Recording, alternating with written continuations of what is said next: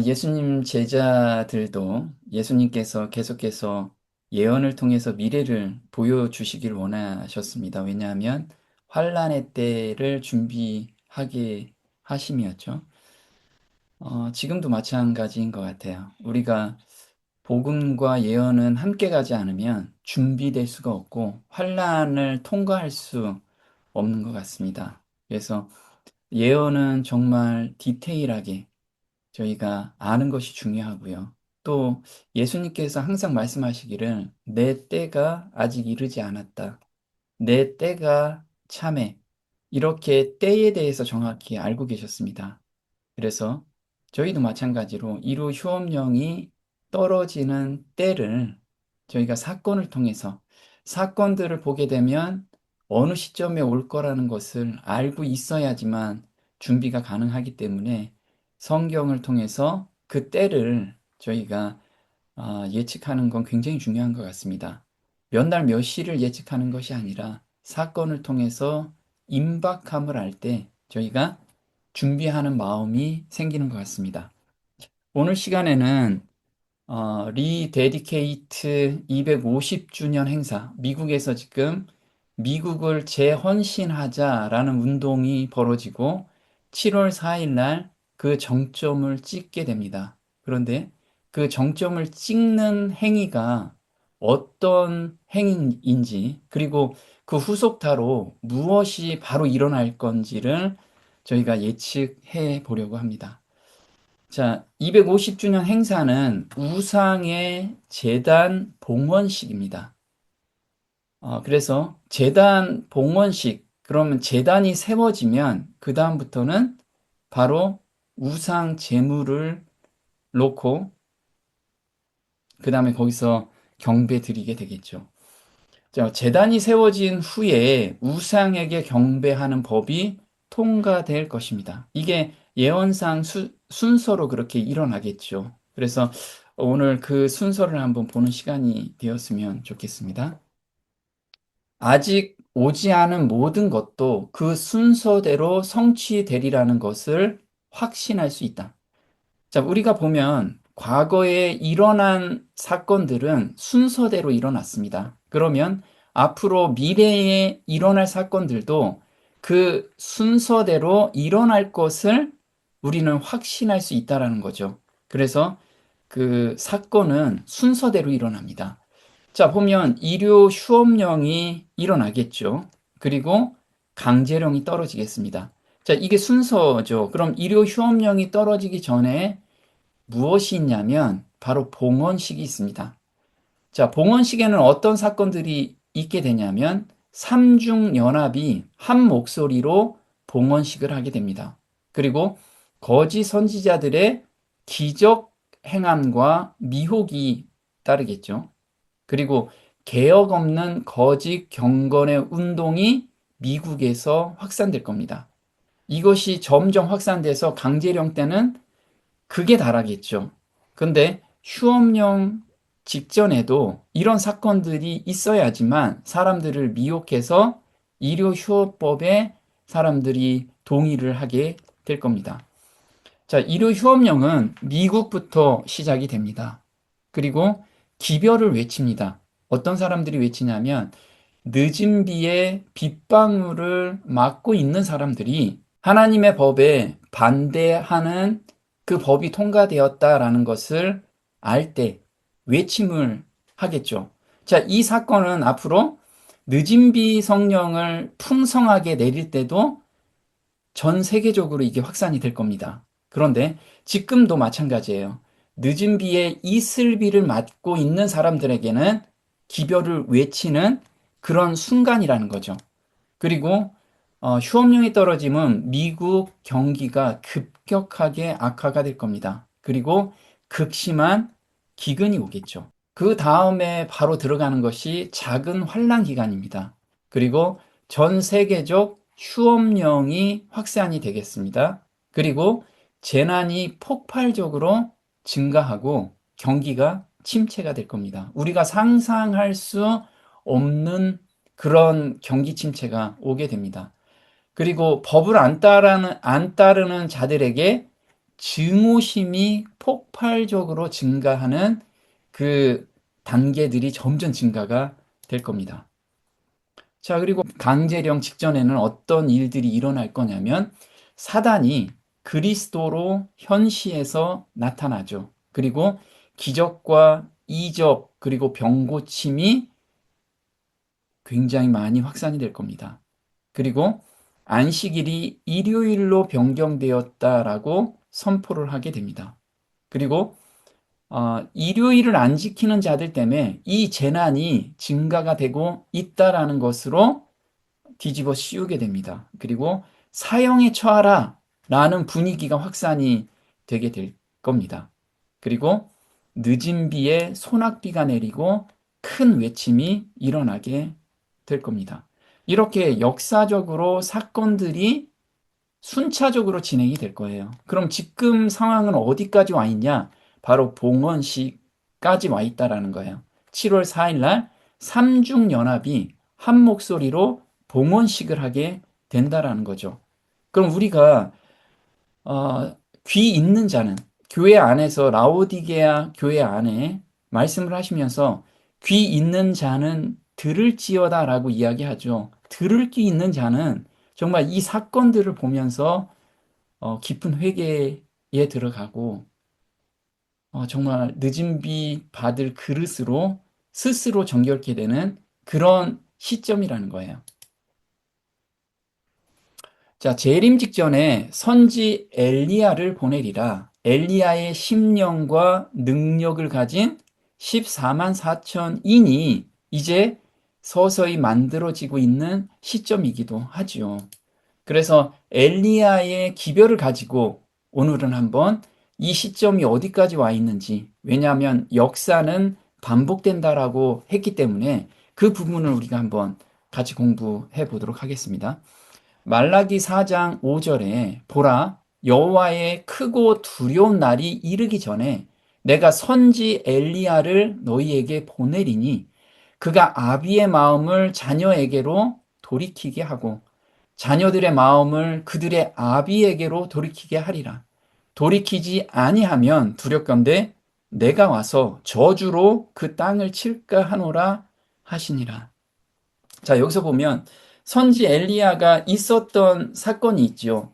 그 사건과 굉장히 유사하게 마지막 때 일어날 거라고 말씀을 하고 계세요. 근데 이 선지 엘리야가 엘리야처럼 예언도 할 것이고 엘리야처럼 기별도 전할 거고 엘리야처럼 능력도 발휘할 그런 사람들이 나타날 거라는 거예요.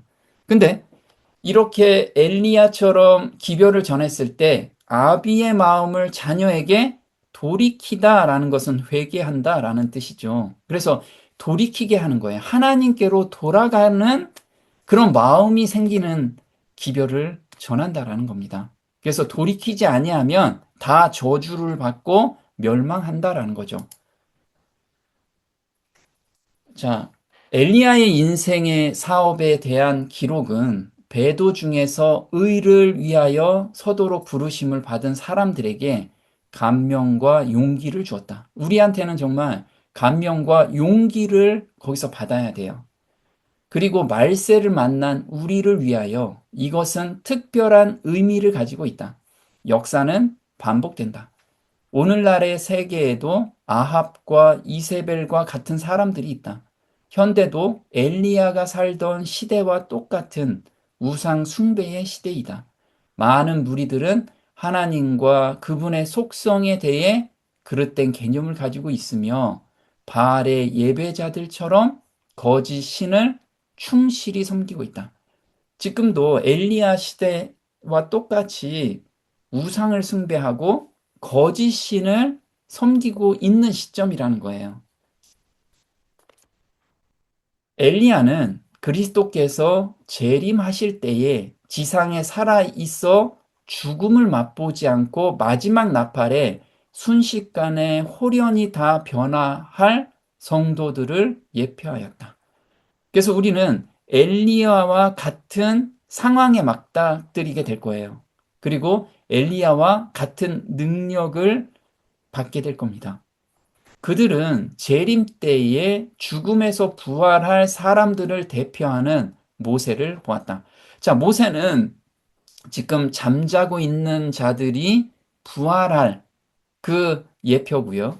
엘리야는 살아서 예수님을 만날 그 사람들의 예표라는 거예요. 그리고 거기에는 또한 세상 역사의 종말에 썩을 몸에서 썩지 않을 몸으로 변화되어 죽음을 보지 아니하고 하늘로 승천할 사람들을 대표하는 엘리야가 서 있었다. 그래서 우리는 엘리야가 어떤 마음으로 기도를 했는지, 그리고 어떤 기별을 전했는지를 깊이 연구해야 돼요. 왜냐하면 우리의 예표이기 때문에. 그렇죠. 큰 이적을 행하여 짐승의 우상을 세우는 세력은 어떤 세력일까요? 자, 계시록 13장 12절에 저가 먼저 나온 짐승의 모든 권세를 그 앞에서 행하고 큰 이적을 행하되 심지어 사람들 앞에서 불이 하늘로부터 땅에 내려오게 하고 짐승 앞에서 받은 바 이적을 행함으로 땅에 거하는 자들을 미혹하며 땅에 거하는 자들에게 이르기를 칼에 상하였다가 살아난 짐승을 위하여 우상을 만들라 하더라. 자, 여기서 저가 누구냐면 교환권이 아니고 큰 이적을 행하고 불이 하늘에서 떨어지는 그런 기적을 행하는 자는 바로 거짓 선지자라는 거예요. 계시록 19장 20절에 이렇게 나오죠. 짐승이 잡히고 그 앞에서 이적을 행하던 거짓 선지자들도 이렇게 나옵니다. 그럼 짐승은 교환권을 우리가 의미하고 있고요. 그 앞에서 이적을 행한 사람들은 누구냐면 거짓 선지자들, 배교한 종교 단체를 의미하죠. 함께 잡혔으니 이는 짐승의 표를 받고 그의 우상에게 경배하던 자들을 이적으로 미혹하던 자라. 이 둘이 산채로 유황불 붙는 못에 던지우고 이렇게 나옵니다. 그래서 이적으로 미혹하던 자, 이 자가 바로 거짓 선지자들이죠. 데살로니가후서 2장 9절에 이 거짓 선지자들한테 주는 능력은 바로 사단이 직접해서 준다라고 이야기합니다. 악한 자의 임함은 사단의 역사를 따라 모든 능력과 표적과 거짓 기적과 불의의 모든 속임으로 멸망하는 자들에게 임하리니 이는 저희가 진리의 사랑을 받지 아니하여 구원함을 얻지 못함이니라. 그러므로 하나님이 유혹을 저희 가운데 역사하게 하사 거짓 것을 믿게 하심은 진리를 믿지 않고 불의를 좋아하는 모든 자로 심판을 받게 하려 하심이니라. 그래서 지금 기적과 이적을 나타내는 것은 사단의 역사라는 거죠. 사단의 역사인데 불의를 좋아하는 자들, 자기가 지금 믿고 있는 것이 성경과 다르지만 나는 그게 옳아 라고 마음에 굳어진 자들, 그런 자들은 하나님이 더 이상 호소를 해도 받아들이지 않기 때문에 그냥 내버려 둔다라는 거예요. 자, 미혹하는 세력, 마지막 때는 누구를 가리키는가? 미혹하는 세력이 계시록 16장 13절에 나오죠. 이게 삼중 연합이라고 이야기합니다. 또 내가 보매 개구리 같은 새 더러운 영이 용의 입과 짐승의 입과 거짓 선지자의 입에서 나오니 저희는 귀신의 영이라. 그래서 이 이적과 기적을 나타내는 것은 귀신의 영들이 함께하기 때문에 그런 거예요. 단순한 속임수가 아니고 정말 사단이 그 안에서 역사하고 능력을 부여하기 때문에 초자연적인 그런 능력들을 보이게 될 겁니다. 온 천하 임금들에게 가서 하나님 곧 전능하신 이의 큰 날에 전쟁을 위하여 그들을 모으더라. 자, 그럼 여기서 용의 입과 짐승의 입과 거짓 선지자가 누군지를 우리가 정확하게 알고 있어야지만 지금 그들이 어떻게 연합해서 행동을 하고 있는지를 알 수가 있겠죠. 하나씩 보도록 할게요. 자, 용은 사단을 나타낸다고 저희가 그동안에 알고 있습니다. 자, 그런데 현실적으로는 사단이 보이지 않죠. 용은 사단의 사상대로 움직이는 정치 세력을 의미하고 있습니다. 한번 볼게요. 왕들과 관원들과 통치자들은 적 그리스도의 표를 자신들에게 부착시켜 오고 있으며 성도들 하나님의 계명을 지키며 예수의 증거를 가진 이들로 더불어 싸우려 하는 용으로 대표되고 있다. 누가 용으로 대표되고 있냐면 왕들과 관원들과 통치자들을 용으로 대표하고 있다라는 거예요. 근데 이 사상들은 다 사단의 지배를 받고 있는 정치인들이죠. 그런데 지금 미국에선 이 대표적인 정치인이 트럼프와 그의 행정부들이 바로 대표적인 용을 대표하고 있어요. 두 번째, 짐승이 누구일까요? 짐승은 교환권을 의미한다라고 이야기합니다. 이 기별에서 말한 짐승, 곧 두 뿔 가진 짐승이 경배하라고 강요하는 그 짐승은 요한계시록 13장의 첫째 짐승, 곧 표범 같은 짐승인 법왕권이다. 이렇게 나오죠. 그럼 거짓 선지자는 누구냐? 거짓 선지자는 타락한 개신교 단체를 의미하고 있습니다. 짐승의 의상은 자기의 교리를 강요하기 위하여 국권의 도움을 구함으로 생겨나게 될 배교한 개신교들의 단체를 나타낸다. 그래서 이 삼중연합이 합쳐서 어떤 예기치 못한 행사가 추진이 되면 그 다음에 일요일 휴업법이 통과될 거라는 전조 증상이라고 합니다. 그럼 이 세 세력이 지금 어떻게 움직이는지 우리가 보게 되면 앞으로 일어날 사건을 예측할 수 있겠죠. 짐승의 우상이 세워지기 직전의 사건은 아합왕, 이세벨, 거짓 선지자가 연합할 때입니다. 그럼 이 세 연합이 어떤 일이 벌어졌을 때 바로 그게 직전이라는 거예요. 그럼 트럼프, 이게 용이죠. 용의 입이라고 이야기를 했습니다.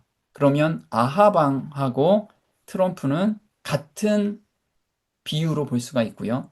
그리고 짐승은 이세벨로 볼 수가 있습니다. 그리고 거짓 선지자들이 있었죠. 이 세 삼중 세력이 연합한 사건들이 있었습니다. 이게 엘리야 시절에 있었고 그때 우상에 경배하는 사건들이 바로 발생이 됐죠. 그걸 한번 보도록 할 겁니다. 그래서 열왕기상 16장부터 19장까지 우리가 한번 자세히 연구해 봤으면 좋겠습니다. 자, 열왕기상 16장 28절에 오므리가 그 열주와 함께 잠에 사마리아에 장사되고 그 아들 아합이 대신하여 왕이 되니라. 오므리의 아들 아합이 그 전에 모든 사람보다 여호와 보기에 악을 더욱 행하여 느밧의 아들 여로보암의 죄를 따라 행하는 것을 오히려 가볍게 여기며 시돈 사람의 왕 엣바알의 딸 이세벨로 아내를 삼고 가서 바알을 섬겨 숭배하고 이렇게 나와요. 자, 아합이 굉장히 악한 왕이었죠. 바알을 섬기고 숭배한 계기가 뭐냐면 이세벨과 결혼했을 때, 그리고 바로 바알을 섬기는 그런 사건이 벌어졌습니다. 자, 거짓 선지자들이 몇 명이나 있었냐면요. 열왕기상 18장 19절에 그런즉 보내어 온 이스라엘과 이세벨의 상에서 먹는 바알의 선지자 450인과 아세라의 선지자 400인을 갈매산으로 모아 내게로 나오게 하소서. 이거는 앞으로 늦은 비 성령 내리는 사건을 의미해요. 근데 이때 바알 선지자들이 450명과 아세라 선지자 400인이 있었습니다. 그럼 도합 850명이 지금 경배를 드리고 있는 거죠. 아합 왕은 그럼 어떤 일을 했을까요? 이세벨과 결혼하고 나서 어떤 사건을 통해서 이젠 바알을 섬기는 그런 아주 악한 범죄를 범하기 시작합니다. 아합 왕은 이세벨의 지도하에 수도에 바알 숭배를 끌어들였어요. 지금 트럼프가 이 행사를 추진하는 것이 바로 7월 4일 250주년 행사를 하는 거예요. 재헌신 250주년. 자, 아합은 수도에 바알 숭배를 끌어들였을 뿐 아니라 이세벨의 지도 아래 많은 산당에 이교의 제단을 세웠고, 자, 여기서 보면 수도에 바알을 숭배하는 것을 누구에 의해서 진행이 됐냐면 이세벨의 지도 아래서 이게 시작이 된 거예요. 그럼 지금 트럼프 행정부에서 진행이 되는 그 배후는 바로 교황권에 의해서 움직이고 있다라는 거죠. 자, 이 음란한 형태의 우상 숭배에 관련된 자들이 해로운 가마를 끼침으로 인해 마침내 거의 모든 이스라엘 백성들이 바알을 따르고 있었다. 그래서 미국의 모든 주들은 이 바알 숭배가 이젠 급속도로 확산이 될 거예요. 예로부터 아합과 같이 스스로 팔려 여호와 보시기에 악을 행한 자가 없음은 저가 그 아내 이세벨에게 충동되었습니다. 저가 여호와께서 이스라엘 자손 앞에서 쫓아내신 아모리 사람들의 모든 행한 것 같이 우상에게 복종하여 심히 가증하게 행하였더라. 그래서 이 사건 이후엔 급속도로 각 주마다 법이 제도화되기 시작할 거예요. 이미 제도화는 진행이 되고 있어요. 자, 수도의 바알 숭배를 시작하죠. 자, 워싱턴 DC가 미국의 수도입니다. 근데 요번에 미국 건국 250주년을 맞이해서 1년 동안 8개 모든 구역에서 다양한 행사와 체험을 진행하고 있습니다. 자, 이세벨의 지도 아래서 이 행사가 진행이 됐는데 트럼프 행정부도 똑같죠. 이세벨 교황권의 지도 아래 트럼프 2기 행정부가 정책을 실행하고 있어요. 이게 뭐죠? 프로젝트 2025죠. 여기에서 일요일을 예배드리면서 쉬자. 이 법을 통과시키는 게 최종 목적입니다. 프로젝트 2025 트럼프의 두 번째 임기를 위한 우파의 희망 목록이라고 하죠. 자, 트럼프 행정부에서 프로젝트 2025에서 제시한 내용을 지금 1년이 지났습니다. 집권 1년 반 정도가 지났죠. 그런데 몇 퍼센트나 진행이 됐냐면 53%나 진행이 됐어요. 그러면 이게 100%가 진행이 되면 그 안에 지금 본인들이 추진하고 있는 의료 휴업법이 안에 들어가 있어요. 이세벨의 지도 아래 개최되는 태양신 예배 행사가 바로 건국 250주년 행사라는 거죠. 자, 그걸 알 수 있는 것이 백악관 홈페이지에 공공연히 발표를 하고 있죠. 원죄 없는 마리아를 기리며 미국을 마리아께 봉헌합니다. 이게 트럼프가 직접 발표한 내용입니다. 오늘 나는 12월 8일, 이게 작년에 나온 내용이죠. 작년 2025년 12월 8일을 예수님의 어머니이자 성경에서 가장 위대한 인물 중 한 분인 마리아의 믿음, 겸손, 사랑을 기리는 축일로 지내는 모든 미국인들을 기립니다. 원죄 없이 잉태되신 마리아 축일에 카톨릭 신자들은 마리아가 하느님의 어머니로서 원죄에서 자유롭게 창조되었다고 믿는 신비를 기념합니다. 그래서 공식적으로 마리아를 지금 기념한다라고 발표를 하고 있어요. 거의 250년에 걸쳐 마리아는 위대한 미국 역사 속에서 특별한 역할을 해왔습니다. 1792년 존 캐럴 주교는 새롭게 탄생한 미국을 그리스도의 어머니 마리아께 봉헌했습니다. 자, 이 봉헌한 내용을 250년이 지난 오늘의 시점에서 마리아께 미국을 봉헌하는 행사가 바로 250주년 행사라는 거예요. 건국 250주년 행사는 마리아 성심께 미국을 봉헌하는 행사다. 이거는 카톨릭에서 공식적으로 발표를 하고 있죠. 미국 주교들, 미국을 예수 성심에 봉헌한다. 주교들은 미국 건국 250주년을 맞아 나라가 예수 성심의 사랑과 보호를 받도록 맡겼다.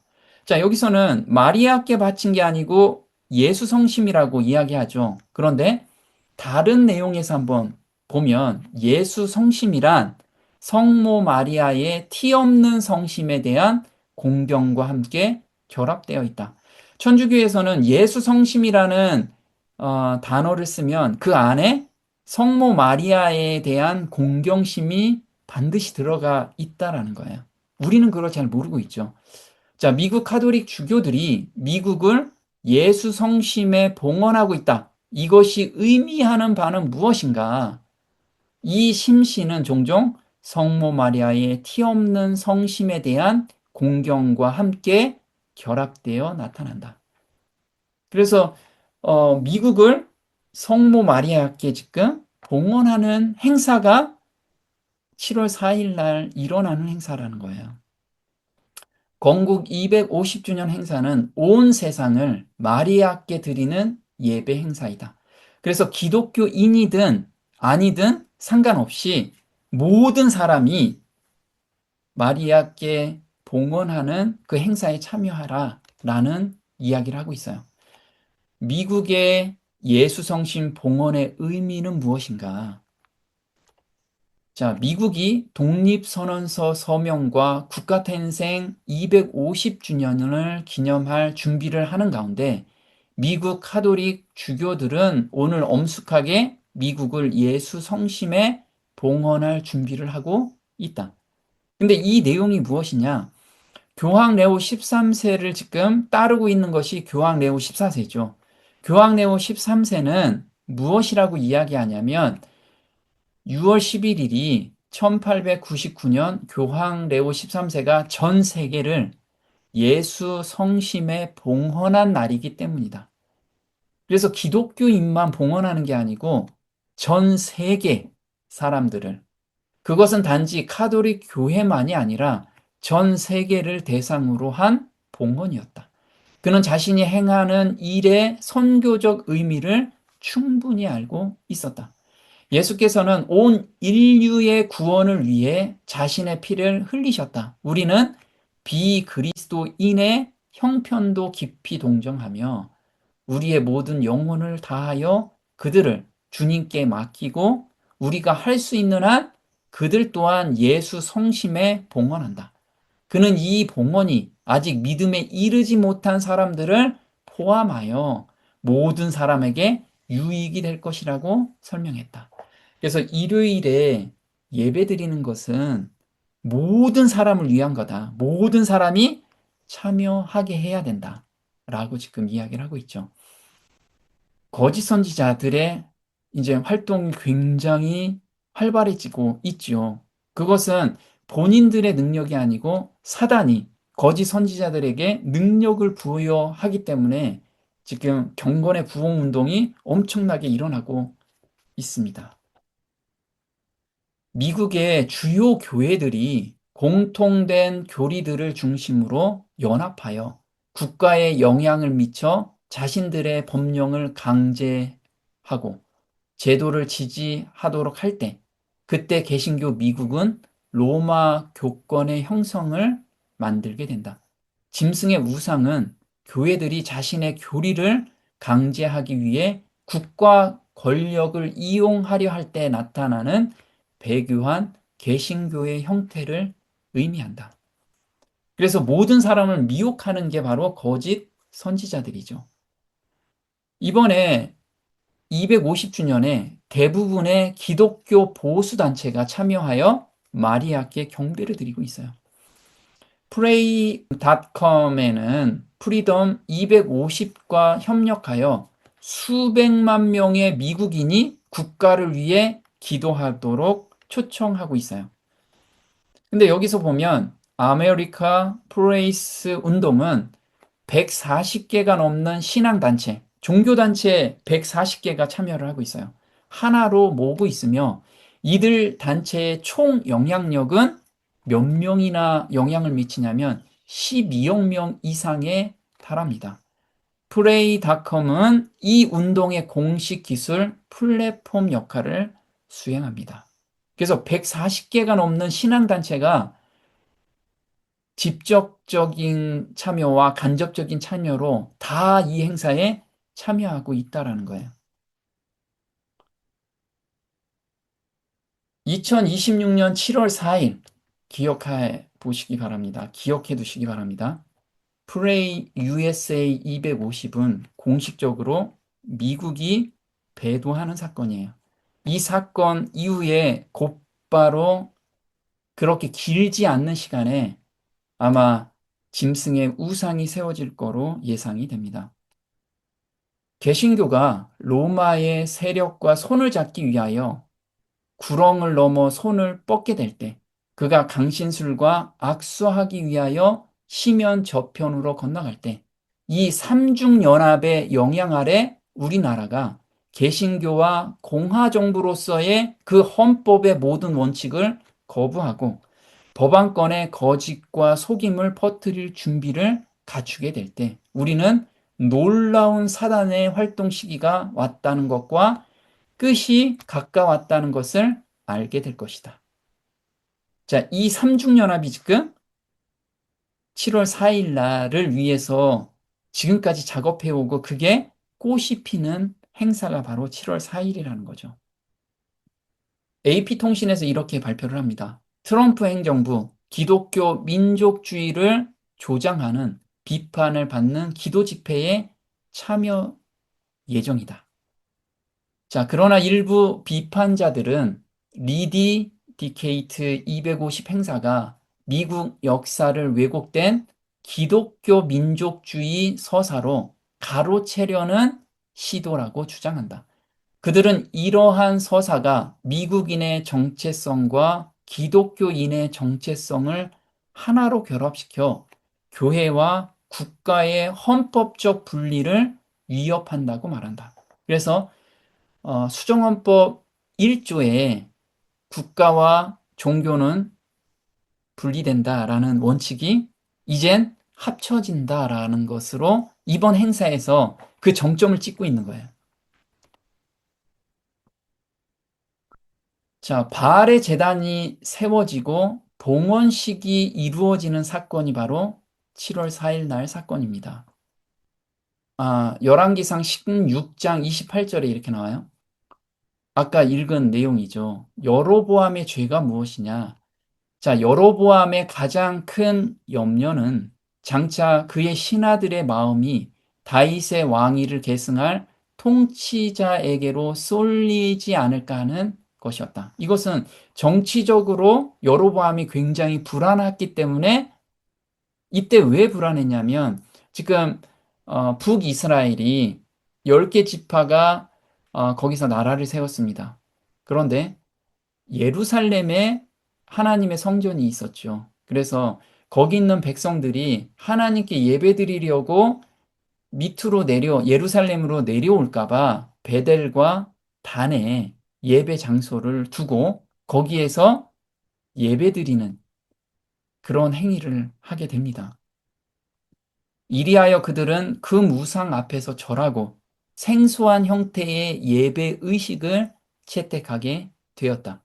하나님 앞에서 절을 하는 게 아니라 금 우상을 만들어서 이것이 우리가 섬기는 하나님이다라고 이야기를 하고 있는 거예요. 그리고 예배 의식도 그동안에 없었던 아주 생소한 예배 의식을 지금 채택하고 있지요. 또 한 가지는 유다의 절기와 비슷하게 절기를 정해서 예배를 드립니다.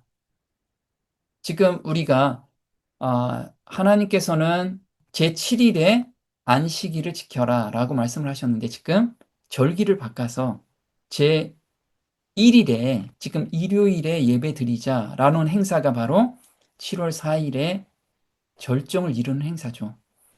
그러면 봉헌식 이후에는 경배 법력이 일어날 거예요. 즉 짐승의 우상이 세워지는 그런 시점이 오게 되겠죠. 자, 국가적 배교, 이세벨과 그의 불경한 사제들의 가마로 인해 백성들은 세워놓은 우상들이 그들의 신비스러운 능력으로 땅과 불과 물과 같은 자연력을 지배하고 있는 신들이라고 가르침을 받았다.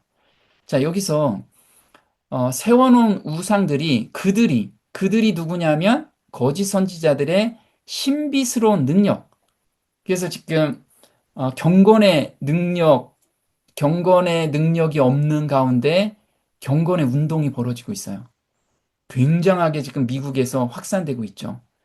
이것이 본인들에 의해서 일어나는 것이 아니라 사단이 그것을 지금 조장하고 있어요. 백성들은 산과 계곡과 시내와 샘들이 살아계신 하나님의 손에 있다는 것을 잊어버렸고, 하나님께서 해와 하늘의 구름과 자연의 모든 힘을 지배하고 계신다는 사실을 잃어버렸다. 창조주를 지금 잃어버리고 그분께 경배하지 않고 있다라는 거예요.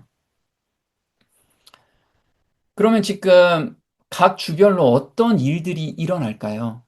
하루아침에 이게 일어나는 것이 아니라 예전부터 서서히 정점을 찍어가는 그런 여정으로 각 주마다 일어나기 시작하고 있는 거죠.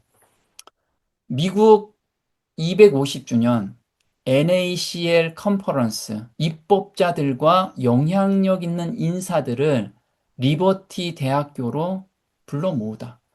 리버티 대학교는 2026년 전국 기독교 입법자 협회.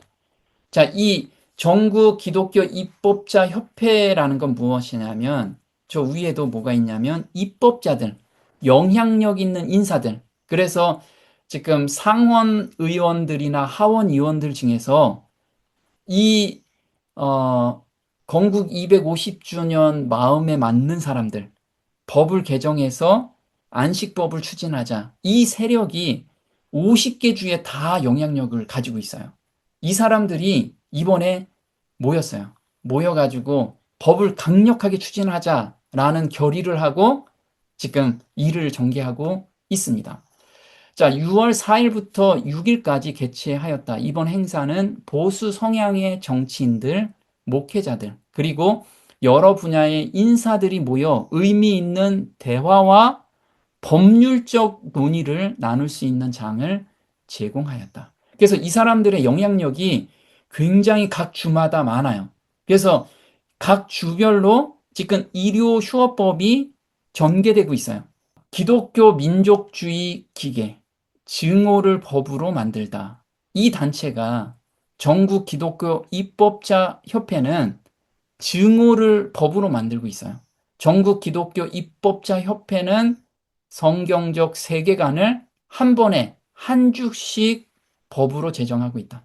이 연방법에서 이게 일요휴업법이 통과를 하게 되면 굉장한 반발이 있기 때문에 한 주씩 지금 공략하고 있어요. 한 주 한 주. 제이슨 레퍼트는 전국 기독교 입법자 협회의 창립자이자 회장이다. 이 단체는 자신들이 말하는 성경적 세계관에 법적 강제력을 부여하는 것을 목표로 하고 있다. 자, 노스다코타주 공화당 의원들 예수 그리스도의 왕권을 인정하는 법안을 발의하게 됩니다. 자, 법안은 그리스도께서 모든 나라 위에 권위를 가지신다고 말하는 구약과 신약 성경 구절을 인용해서 이 법안을 발의하게 돼요. 그래서 이 주에서 노스 다코타 주에서는 우리는 이 법 위에 그리스도를 인정한다. 이 법을 발의한 거예요. 또 사우스 캐롤라이나 주의회는 전능하신 하나님께 재헌신하자. 그냥 기독교인만 재헌신하자가 아니고 모든 사람은 하나님께 재헌신하자라는 이런 내용들이 종교회의에서는 가능하겠죠. 그런데 주회의, 우리나라 보면 국회에서 이런 것이 통과가 되고 있는 거예요, 지금.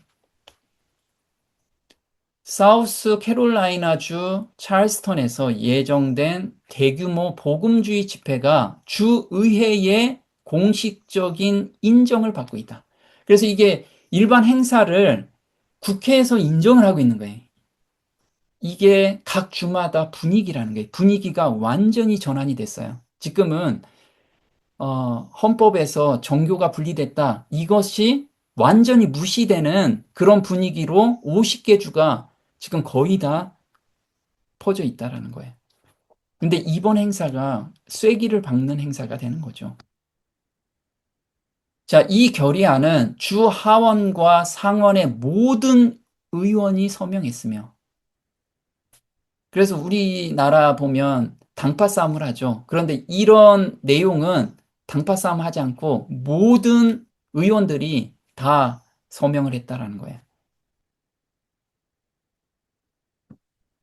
테네시주는 저녁에 31일간의 기도와 금식을 선포하게 됩니다. 주의회가 31일간의 기도와 금식을 선포한 후 이 주는 공개적으로 하나님을 찾고 있다.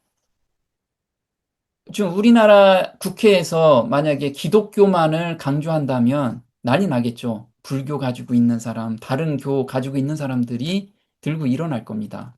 그런데 테네시 주에서는 기독교를 가지고 기도와 금식일 31일간 선포를 하게 돼요. 근데 이게 주의에서 이게 통과가 되고 있다는 거예요. 미국의 중심부에서 강력한 기도 운동이 일어나고 있다. 테네시 주 전역의 사람들은 7월 한 달 동안 하나님의 자비와 치유의 손길을 구하라는 결의안이 주정부에 의해 승인된 후 31일간의 기도와 금식에 참여하고 있다. 자, 이거는 2024년 7월 11일이에요. 그럼 이때 통과된 것이 지금 더 곤고하게 구축이 되고 있다는 거죠. 유타주는 프랜차이즈 일요일에 휴식이나 예배의 날로 법이 통과가 됐어요. 그래서 이걸 지켜야 돼. 유타주 의회 일요일 영업 중단을 더 늘릴 수도 있는 법안을 승인했다.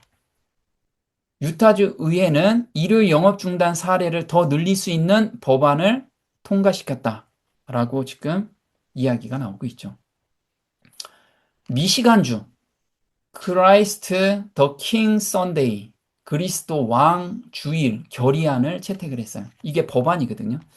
법안을 지금 캡처해 온 겁니다. 2025년 11월 23일을 미시간주의 그리스도 왕 주일로 선포하는 결의안이 통과가 돼요.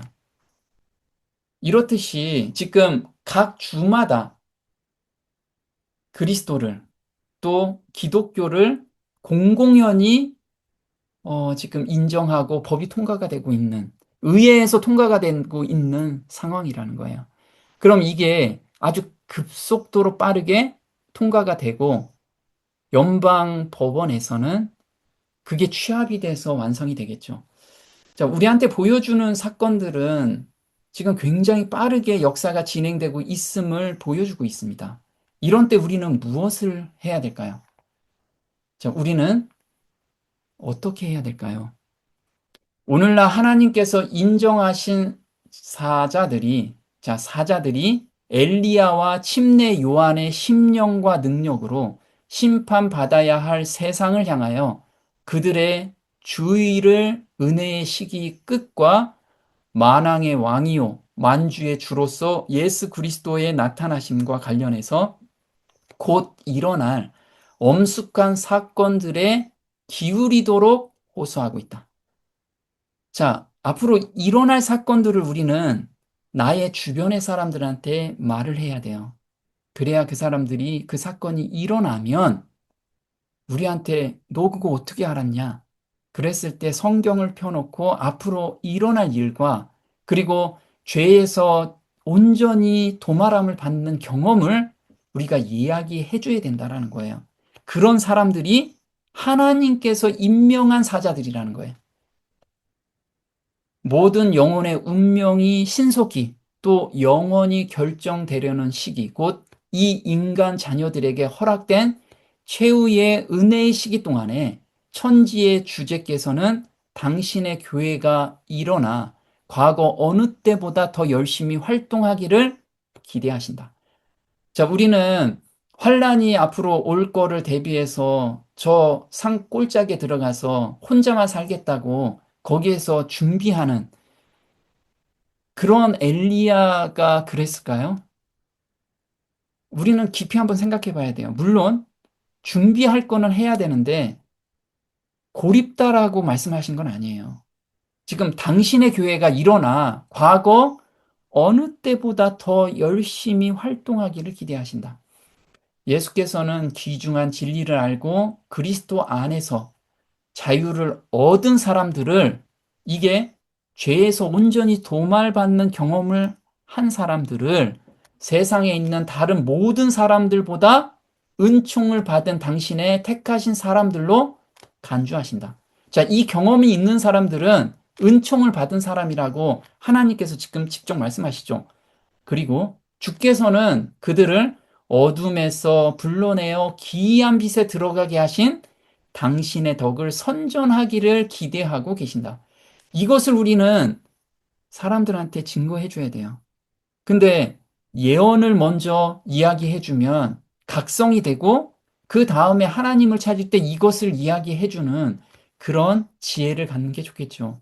그들은 이처럼 풍부하게 받은 축복들을 다른 사람에게 전달해야 한다. 구원의 좋은 소식은 각 나라와 족속과 방언과 백성에게 전해져야 한다. 자, 지금 과거에 일어난 사건들이 다 순차적으로 일어났듯이 앞으로 미래의 일들도 우리가 디테일하게 공부하면 앞으로 일어날 사건들을 보면 언제 무슨 일이 일어날지를 알 수 있다라는 거예요. 우리는 정말 그 알 수 있을 때 마음이 각성이 되고, 아, 이렇게 살면 안 되겠구나. 아, 지금 멸망으로 가는 우리 친척들, 가까이 있는 사람들, 안타까워서 미리 세상에 파묻혀 살지 말고 이런 이야기를 해줄 수 있잖아요. 말로 한마디씩 해줄 수 있잖아요.